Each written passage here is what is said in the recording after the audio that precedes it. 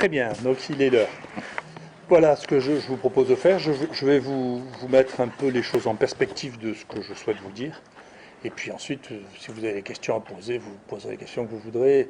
À condition qu'elles restent décentes, je vous répondrai. Voilà. Il faut dire, pour vous mettre tout de suite dans le bain, c'est que je pense qu'en général, la traduction de la connaissance dans la presse n'est pas bonne. Et que donc, je l'ai fait pour ça. Et c'est pas la première fois que je faisais ça, parce que j'ai été président d'une université ici, qui avait une école de journalisme, que j'ai trouvé dans un état absolument effroyable, que j'ai dû restructurer, et que j'y avais créé deux branches, une branche de journalisme scientifique et une branche de journalisme médical, qui ont été malheureusement supprimées ultérieurement par mon successeur. Donc je pensais déjà ça, c'est-à-dire je pensais que la science et la médecine étaient un enjeu très important, et que donc il fallait préparer des gens à ça, même si, bien entendu, une partie des choses qui sont colportées dans certains par vos médias, là, sont totalement fausses. Je vous rassure, le Conseil de l'Ordre ne m'a jamais reproché ni la prescription d'hydroxychloroquine, ni aucune thérapeutique. Au contraire, il a fait très clairement ce qu'il m'a reproché. Il a trouvé que je manquais de courtoisie vis-à-vis de mes confrères, ce qui est bien possible, mais ce qui était en réponse au fait que mes confrères manquaient beaucoup de courtoisie sur les plateaux d'un certain nombre de médias. Donc j'y ai répondu, donc ce qui m'a valu un blâme aucunement, et je les ai remerciés de ne pas être tombés dans le piège, de me reprocher d'être un mauvais médecin, parce que ça m'aurait vexé. Et donc je n'ai pas fait appel, parce que je comprends bien que dans une situation de tension de ce niveau-là, il fallait faire quelque chose, mais pas une seconde, dans l'ensemble des commentaires qui ont été faits, il ne m'a été reproché ni ma pratique médicale, ni mes fonctions médicales, ni le fait que j'ai prescrit ce que je pensais devoir prescrire aux patients que nous voyons.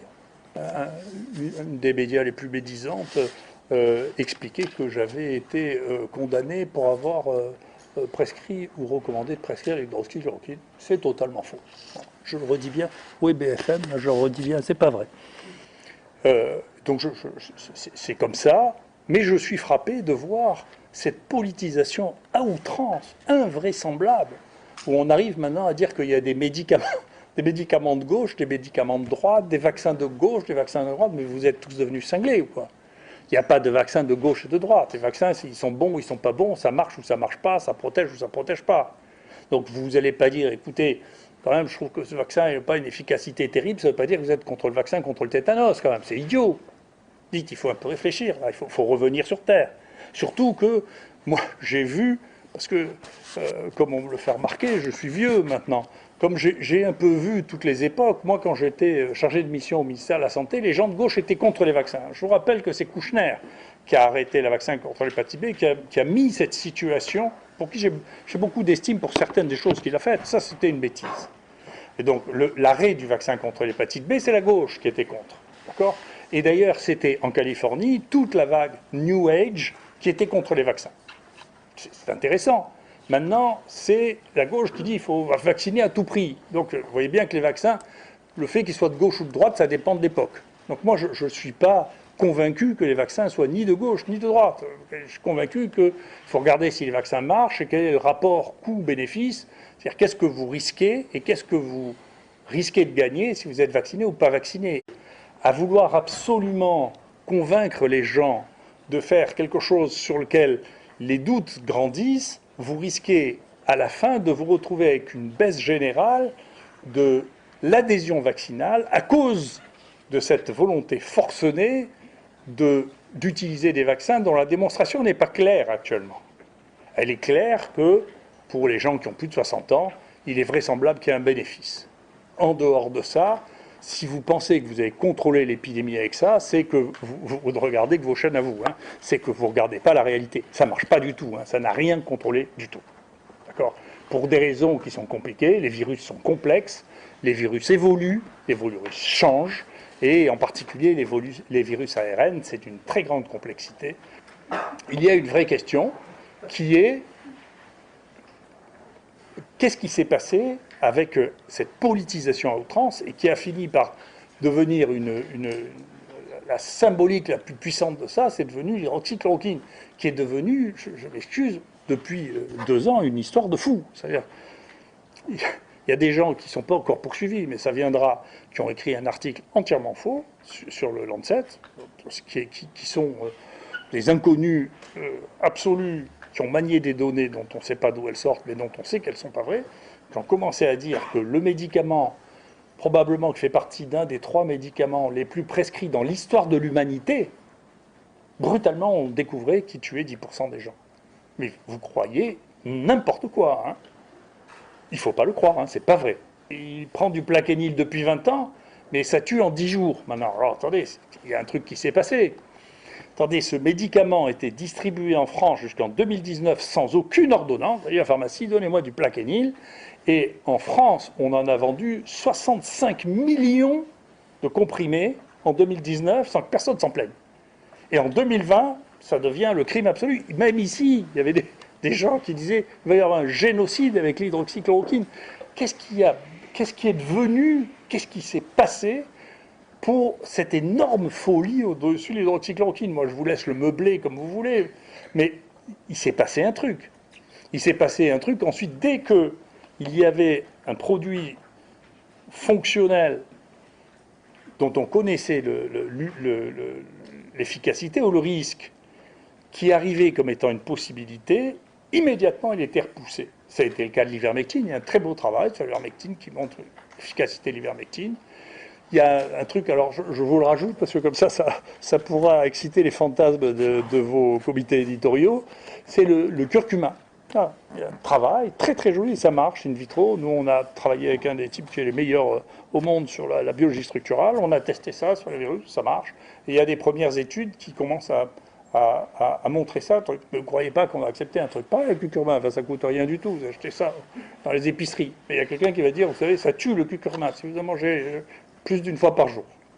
Les travaux qui ont été faits en comparant l'hydroxychloroquine au remdesivir ont amené à constater que le remdesivir est quelque chose qui donne des troubles cardiaques, comme d'ailleurs le lopinavir, qui a donné dans les essais des morts cardiaques, ce qui n'a jamais été rapporté dans aucun des travaux qui a été fait avec l'hydroxychloroquine. Jamais. Donc à la fin, au mieux, ils disent il n'y a pas d'accident, il n'y a pas d'accident rapporté dans aucune de ces études. Au mieux, ils disent il n'y a pas d'accident, mais ça ne marche pas. Mais le remdesivir, ça ne marche pas non plus, mais l'Europe en achète pour 1 milliard. Ça pose un problème quand même. Vous voyez, c'est-à-dire vous avez les 2 plus grandes études sur lesquelles tout le monde s'appuie, les études Discovery et Recovery, ils disent ça ne marche pas et l'Europe en achète 1 milliard. Quand même. Et donc peut-être qu'effectivement, une part du harcèlement ou de l'irritation qu'il y a eu, c'est que, en cherchant à comprendre, le premier jour où j'ai parlé de l'hydroxychloroquine, dans la nuit, chez moi, quelqu'un appelle en me menaçant de mort. Bon, quand même, ça m'a fait drôle. Je suis allé porter plainte et puis ce garçon n'était pas très malin, donc on a retrouvé, au bout du 3e message, il a fini par appeler, d'abord il appelait de l'hôpital, et puis ensuite de son portable, et donc on a fini par trouver qui c'était. Et donc c'était justement celui qui avait eu le plus d'argent de toute l'industrie pharmaceutique des 6 dernières années. On a l'impression que les gens ne savent pas très bien que si vous êtes payé par un produit, vous n'êtes plus neutre sur la manière dont vous allez parler de ce produit. Ça paraît simple, moi j'explique ça aux enfants. Il est sorti un travail très récemment que j'ai tweeté là, du Sénat américain sur les conflits d'intérêts entre la FDA, c'est-à-dire l'équivalent de notre ANSM, ce qui donne les autorisations médicamenteuses, McKinsey et Purdue.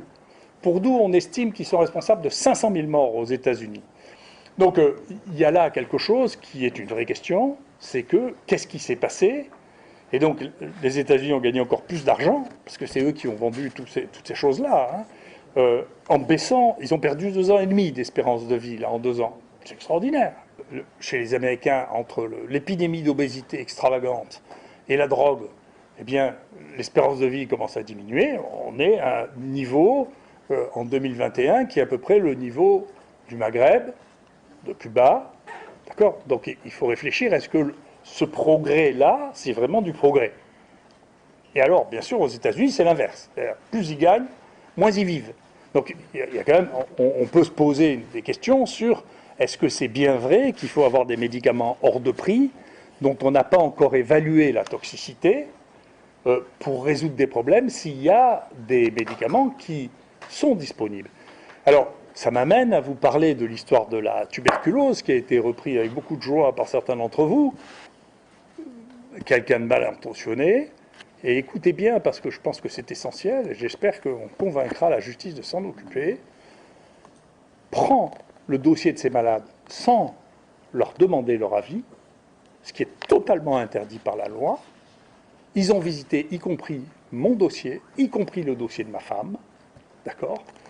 Et donc ça veut dire que si l'un d'entre vous est hospitalisé à l'assistance publique, quelqu'un peut aller consulter son dossier, le transmettre à l'extérieur et ça ne sera pas pénalisé. D'accord? Attendez, c'est des choses sérieuses dont je vous parle là. Hein? Faites attention. Moi, je me doute qu'avec ces problèmes informatiques de transfert et de pillage informatique, il faut faire attention.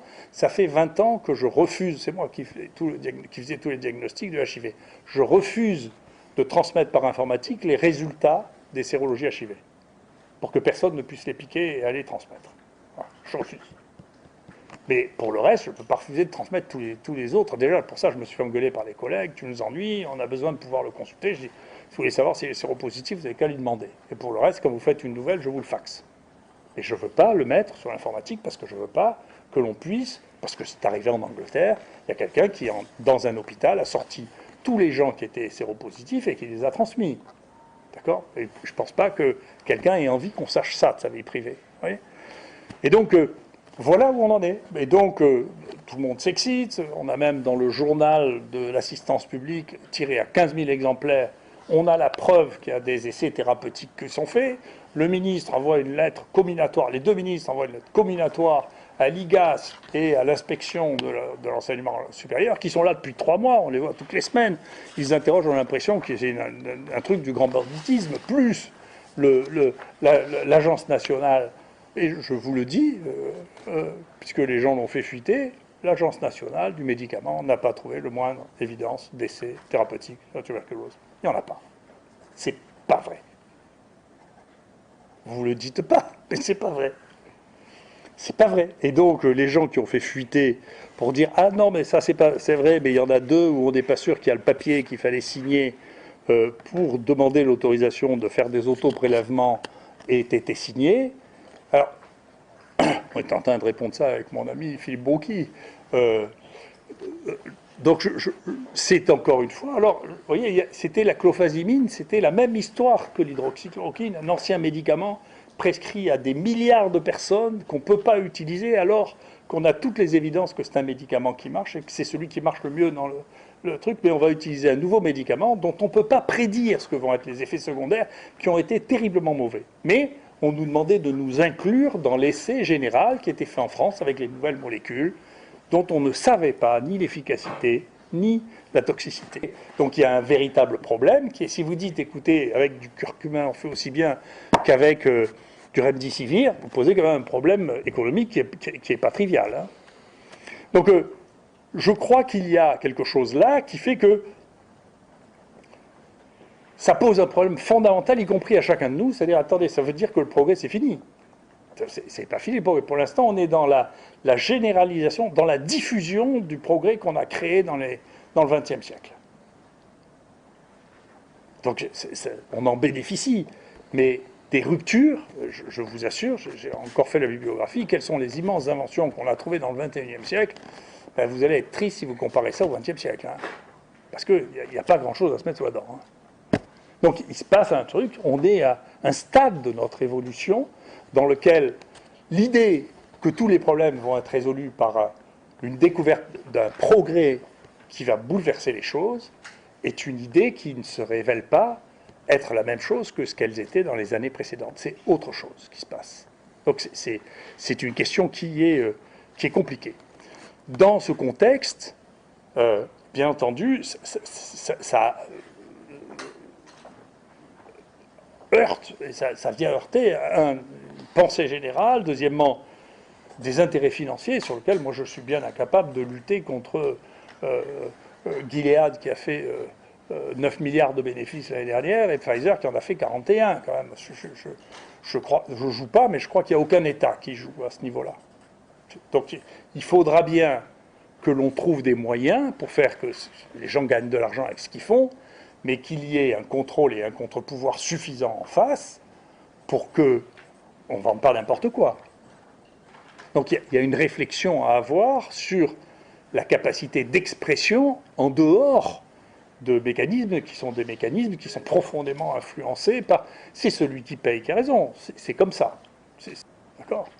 Nous, on a réussi à faire revenir la médecine tropicale ici. Donc il y a la médecine tropicale, il y a l'IRD, et il y a nous, le CHU, avec tout réuni, c'est le seul endroit où toutes les maladies infectieuses et toute la microbiologie, toute la virologie sont réunies. C'est un site unique, avec une production scientifique unique, et je vous le dis, même si les gens trouvent qu'on fait trop de choses, on en est pour l'instant à 468 espèces bactériennes, on en a découvert 1000 ici, c'est-à-dire à peu près 30% de tout ce qui est connu chez l'homme. Ont été découvertes ici, dont 468 ont été nommés avec Massiliensis, Marseillensis, Timonensis, IHU, Bouches-du-Rhône-ensis, Conceptionensis, Nordella, parce qu'il était à l'hôpital Nord, Provencensis, Mediterranea, Pacaensis et Lacidonensis. Donc ça fait 468 bactéries dont le nom est définitivement dans la littérature scientifique, qui ont été découvertes ici. Plus les 2 premières branches de virus géants qui ont été décrites au monde, qui ont été décrites ici. C'est un bijou qu'il y a ici, il ne faut pas le détruire. Il faut faire très attention. Voilà. Ça met très longtemps à être construit, les choses, et c'est très facile de les détruire. Donc, faites attention, ça a été construit grâce aux collectivités territoriales qui, à l'époque, étaient toutes favorables à ça, aussi bien la région, de gauche ou de droite, le conseil général. Vous voyez, peut-être que Guérini a fait des choses qui sont mal et qu'on doit le mettre en prison, mais moi, je lui suis très reconnaissant parce qu'il a mis 4 millions dans l'affaire d'euros de Conseil général, et que c'est grâce à lui qu'on a pu avoir un équipement aussi formidable qui nous a permis de faire des séquences avant tout le monde. Alors que, quoi qu'il ait fait, il a aidé à l'IHU, et je trouve que c'est bien. Voilà. La ville nous a aidés, Jean-Claude Gaudin nous a toujours supportés. Il nous a débloqué le permis de construire que ses services voulaient empêcher au moment où on était en train de lancer la construction. Donc on a été beaucoup aidés par les gens ici, et à la fin, l'État a lancé un appel d'offres qui a permis la construction de ce bâtiment, une part du fonctionnement. Mais c'est quelque chose qui a mis plus de 30 ans à être bâti, qui est quelque chose qui est unique au monde. Dans sa capacité de découverte, il faut faire attention que les énervements politiques ou pharmaceutiques ne détruisent pas quelque chose qui est indispensable et qui s'est montré indispensable dans des crises comme ça, ici. Voilà. Et puis, vous pourrez regarder, s'il y avait, je vais terminer comme ça, il y a quelqu'un qui est venu du Washington Post ici, parce qu'il aime bien Marseille, et il est allé interviewer les autorités médicales, et il a discuté dans le bus, il m'a dit, après il m'a interviewé, il m'a dit, vous savez, c'est bizarre, parce que les gens à Marseille, ils vous aiment tous, à l'IHU, ils trouvent que c'est extraordinaire, et les autorités médicales, ils vous détestent. Vous pouvez m'expliquer pourquoi? Je dis, j'en sais rien du tout. Oui. Mais en tout cas, vous avez qu'à demander. Moi, vous savez, on ne me jette pas les cailloux, j'ai pas besoin de CRS pour me protéger, on ne me donne pas de baffe dans la rue. Les gens, tout ce qu'ils me demandent, c'est de faire un selfie avec moi. D'accord? Donc, il faut faire attention. Il y a une réalité qui n'est pas entièrement digitale. La réalité, elle n'est pas seulement dans les médias, elle est dans la vraie vie. Et moi, dans la vraie vie, je vous assure, j'ai pas de problème. Ici, et pas plus à Paris. À Paris, c'est encore pire. Alors, je vais vous dire, comme ils n'ont pas l'habitude de me voir, alors j'ai des essaims autour. Donc, attention, les gens s'y trompent pas tellement, d'accord ? Et il faut faire attention de ne pas perdre notre crédibilité dans cette affaire, parce que c'est tout ce que nous avons. Si les gens ne nous croient plus, s'ils ne vous croient plus du tout, ce qui est pas mal parti, eh bien, nous aurons un problème, un vrai problème, pour pouvoir communiquer ce que nous savons, ce que nous croyons savoir à la population. Voilà, je vous remercie.